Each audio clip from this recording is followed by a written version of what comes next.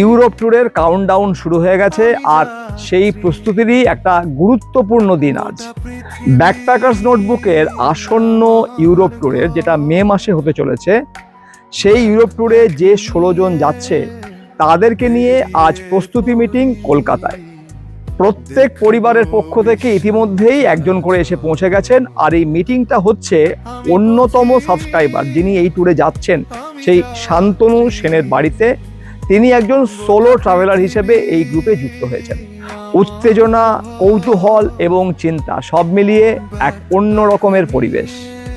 প্রায় সবাই এসে গেছেন, শুধু দুজন বাদে। একজন মিস্টার দেবাশিস চ্যাটার্জি, যিনি ব্যাঙ্গালোরে থাকেন, তার পক্ষে আসা সম্ভব হয়নি। আর একজন সুদীপ আচার্যি, যিনি আগরতলায় থাকেন, তিনিও এই মিটিংয়ে আসতে পারেননি।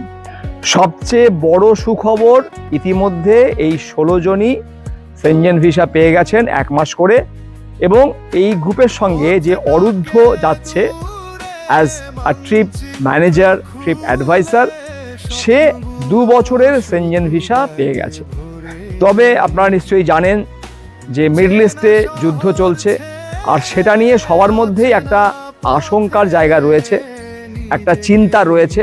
কিন্তু প্রত্যেকেই আশাবাদী যে ট্যুরটা হবে, আর হবে ধরে নিয়েই তো আমাদেরকে এগোতে হবে। আর তার জন্য একসঙ্গে বসে নানা বিষয় আলোচনাটা জরুরি। দেখুন, এই গ্রুপ ট্যুরকে সফল করতে গেলে এই 16 জনকে একটা পরিবার হয়ে উঠতে হবে। আর তার প্রক্রিয়ার যে প্রথম ধাপ, সেটা আজকের এই মিটিং থেকে শুরু হচ্ছে। এই ট্যুরের সাফল্য নির্ভর করবে এই পরিবারগুলো কিরকম এবং কতটা একাত্ম হয়ে উঠতে পারছে। চলুন এবার ভিতরে যাওয়া যাক। এবং সবার মধ্যেই নানা রকমের প্রশ্ন রয়েছে, নানা রকমের জিজ্ঞাসা রয়েছে, তারা সেগুলো লিখেও এনেছেন। সেগুলো নিয়ে এক এক করে আমরা এবার আলোচনা করব। যে কি কি ডকুমেন্ট নিয়ে যাবেন, এই ডকুমেন্ট নিয়ে যাওয়াটা কিন্তু খুব গুরুত্বপূর্ণ। প্রত্যেক দিন আপনাদের আলাদা আলাদা করে ট্রিপ আছে, আলাদা আলাদা করে দ্রষ্টব্য স্থান দেখার আছে। তাহলে প্রত্যেক দিনের ডকুমেন্টের আলাদা করে করে ফাইল করবেন। যেমন ধরুন, আপনি ফার্স্ট দিনকে গিয়ে প্যারিসে গিয়ে নামছেন, আপনার কিচ্ছু কোথাও যাওয়ার আছে? আছে। কি আছে? Eiffel tower. তাহলে ওই ফার্স্ট দিনে যে ফাইলটা করবেন, উপরে থাকবে ফার্স্ট ডে, তাতে আইফেল টাওয়ারের টিকিট আপনার ওখানে থাকবে। ঠিক আছে? সেকেন্ড দিন আপনি লুভের মিউজিয়াম যাচ্ছেন, সেকেন্ড দিনের ফাইলে লুভের মিউজিয়ামের টিকিট থাকবে। ঠিক আছে? থার্ড দিন আপনি ইন্টারলেকেন যাচ্ছেন, তাহলে ইন্টারলেকেন যাওয়ার জন্য যে ট্রেনের যে টিকিট, সেটা আপনার থাকবে। রিজার্ভেশন এবং যেটা ইউরো গ্লোবাল পাস, এই দুটোই আপনি ক্যারি করবেন। প্রত্যেককে বলছি এটা, হয়নি, এটা হবে। রিজার্ভেশনটা এখনো আমরা হোল্ড করে রেখেছি এই যুদ্ধ পরিস্থিতির কারণে। Once things get settle down, আমরা রিজার্ভেশনগুলো করে নেব।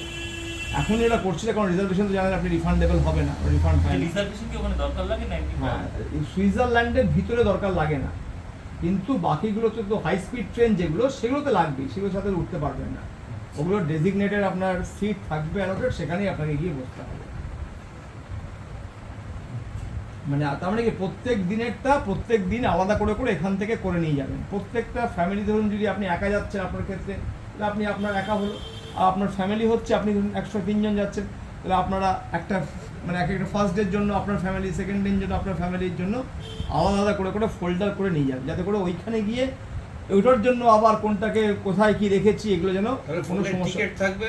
হ্যাঁ, এয়ারবিএনবি রেকমেন্ডেশন থাকবে। ধরুন আপনি যেদিনকে গিয়ে আপনি ইন্টারলেকেনে যাচ্ছেন, সেদিনকে আপনি যাওয়ার আপনার ইউরো গ্লোবাল পাস থাকলো, রিজার্ভেশন থাকলো, আর এয়ারবিএনবিতে যে থাকবেন তার যে রিসিপ্টটা, মানে তার যে রিজার্ভেশন বুকিংটা, রিসিপ্টটা দরকার নেই, মানে মানি পেইং রিসিপ্টটা অত ইম্পর্টেন্ট নয়, রিজার্ভেশনটা বুকিংটা সেইটা আপনি আপনার সঙ্গে রাখবেন, যেখানে আপনার নামটা উল্লেখিত আছে। হ্যাঁ, যেখানে আপনার নামটা উল্লেখিত আছে, সেটা কিন্তু খুব গুরুত্বপূর্ণ। তাহলে এইটা আপনি নিয়ে রাখলেন। আবার ধরুন যেদিনকে আপনি হয়তো ওখান থেকে জুংফ্রাও যাচ্ছেন ইন্টারলেকেনে, তাহলে জুংফ্রাওয়ের টিকিট, ফোর্থ ডেতে জুংফ্রাও আছে, জুংফ্রাওয়ের টিকিট আলাদা হবে। জুংফ্রাওয়ের জন্য আপনি আলাদা ওই ফোল্ডারের ভিতরে আপনার জুংফ্রাওয়ের টিকিটটা থাকলো, সেদিনকে আর কিছু থাকলো না। আপনি হয়তো যদি যেদিনকে জার্মাট যাচ্ছেন, সেদিনকে গর্নার গার্ডের টিকিট আপনার আলাদা করে রাখলো। ঠিক আছে? প্রত্যেক দিনের জন্য আলাদা আলাদা করে ফোল্ডারে এগুলো করে নিয়ে যাবেন, যাতে করে গিয়ে কোনো রকমের কোনো সমস্যায় না পড়ে। ব্যাংক স্টেটমেন্টটা দেখুন, এটাকে আমি সবসময় বলছি যে ব্যাংক স্টেটমেন্টটা নিয়ে রাখা ভালো। দেখুন এগুলো কি বলুন তো, এগুলো কার সঙ্গে কিরকম করে কে অ্যাপ্রোচ করবে আপনি তো জানেন না। মানে ব্যাংক স্টেটমেন্টটা ওইখানে গিয়ে আর লাগবে না, কিন্তু এইখানের ইমিগ্রেশনে আপনাকে চাইলেও চাইতে পারে। এইখানেও একবার ইমিগ্রেশন করবো, হ্যাঁ, আবার ওখানে, কিছু হ্যাঁ, একটা দু জায়গায়, করবো। দু জায়গায়। পার্টি থাকছে বা ক্যাশ থাকছে, এরপরে আবার সেভিংসে টাকা মানে তো একটা অ্যাডিশনাল অ্যামাউন্ট, ফরেন কারেন্সি থেকে পুরো টাকা নিয়ে যাচ্ছেন, যে যার মতন নিয়ে যাবে, অনেকটাই সব নেবে। টাকাটা তো আপনি নিয়ে যাচ্ছেন না। আপনি ফরেক্স কারেন্সি মানে ফরেন কারেন্সিতে যে টাকাটা নিয়ে যাচ্ছেন সেটা যদি অ্যাডিকুয়েট হয়, মানে ধরুন আমি বলছি পার হেড 1 লাখ টাকা করে হয়, তাহলে ইটস অল রাইট। আমাদের ফার্স্ট টাইম বলে আমরা যখন ফার্স্ট টাইম গেলাম, সব ইমিগ্রেশন সব হয়ে গেল। আমাদের কিন্তু ফ্লাইট ছিল কলকাতা থেকে, কিন্তু ডাইরেক্ট ছিল প্যারিস অবধি, দিল্লিতে ছিল ভায়া। তো দিল্লিতে কিন্তু আমাদের একদম গেটে ঢোকার আগে আটকে দিল। বলে একটু Wait করুন, প্লিজ wait। ওয়েট।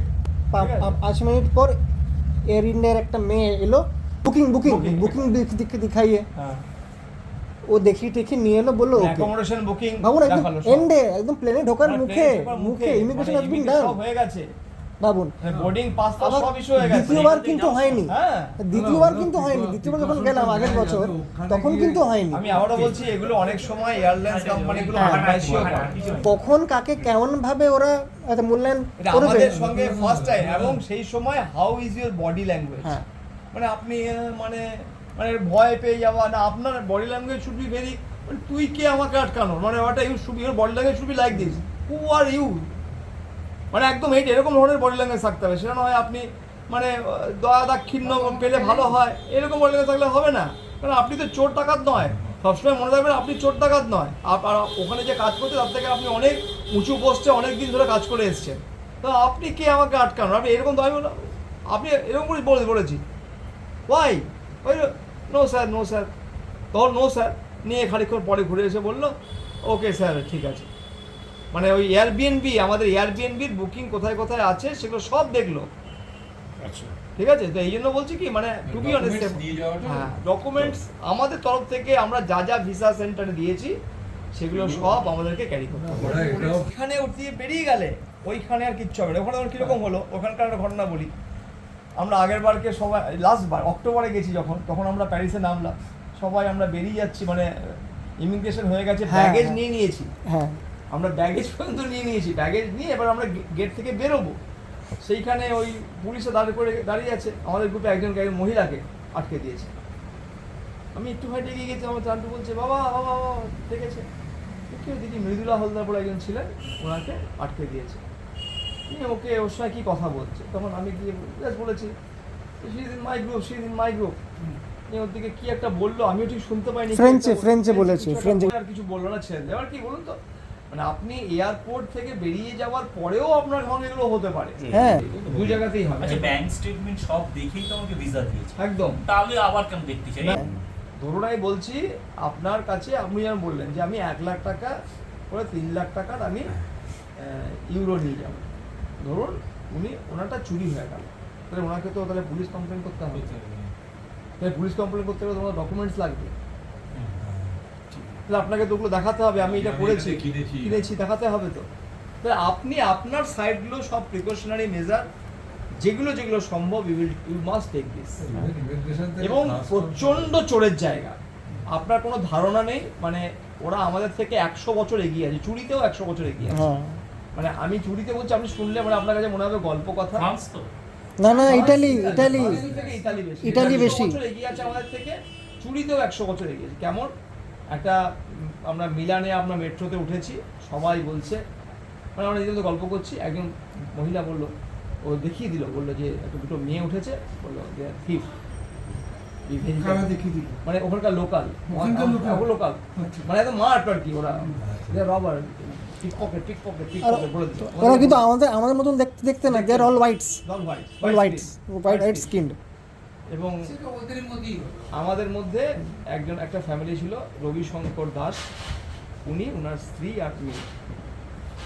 ওনার কাছে একটা ব্যাগ ছিল, ব্যাগের ভিতরে এরকম ব্যাগ, এরকম একটা ব্যাগের ভিতরে একটা ব্যাগে ওনার পার্স ছিল, সেখানে কোনো টাকা পয়সা নেই, ঠিক আছে।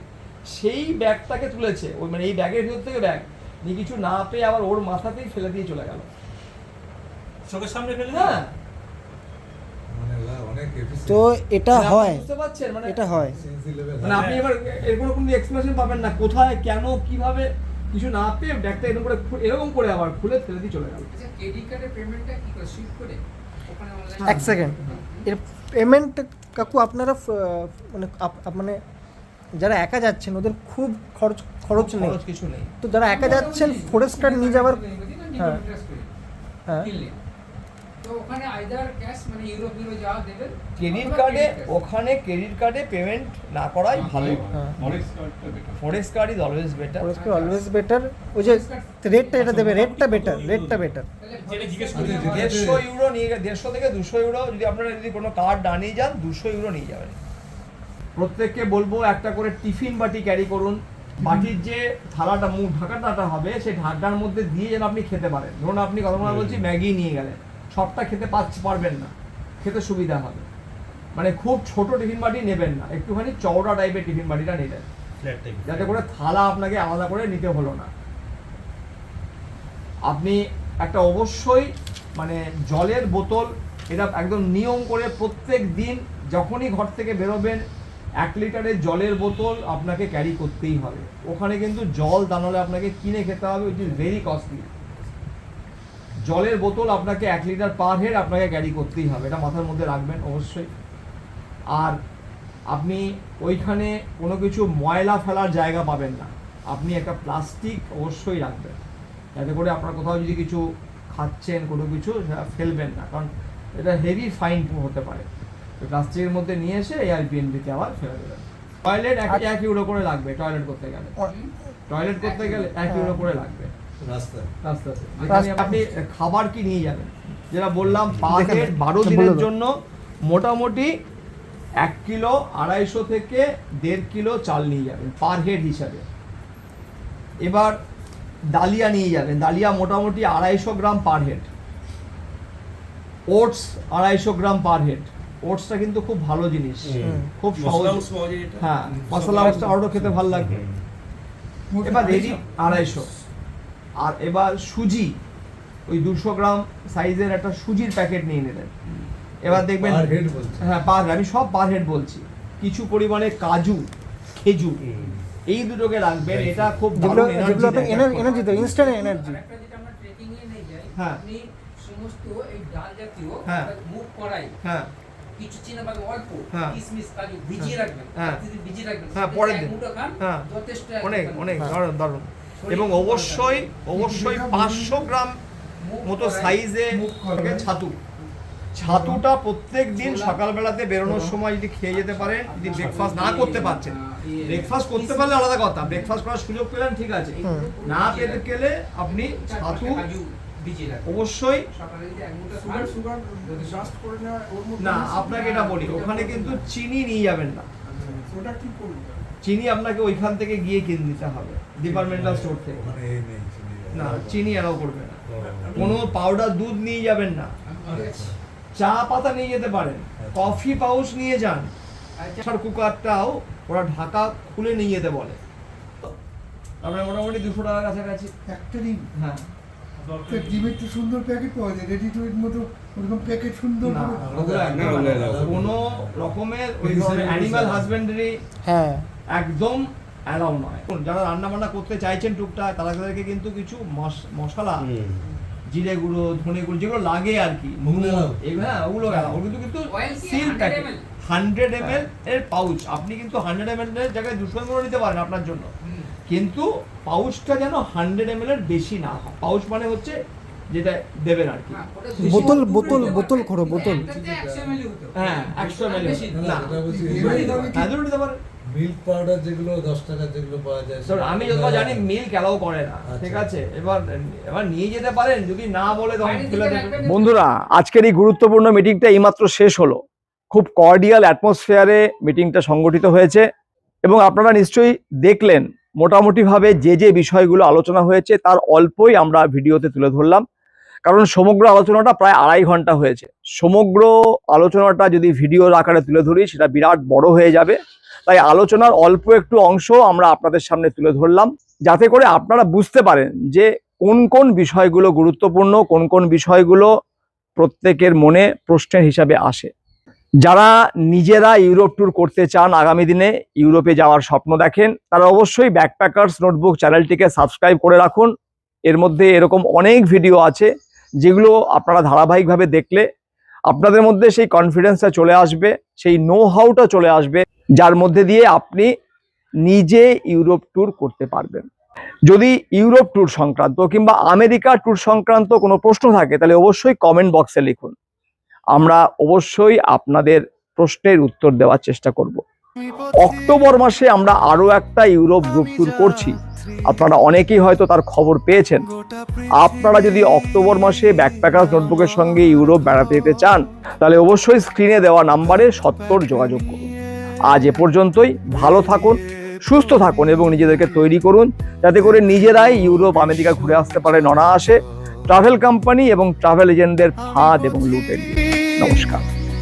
আমি যাত্রী, গোটা পৃথিবী আমার।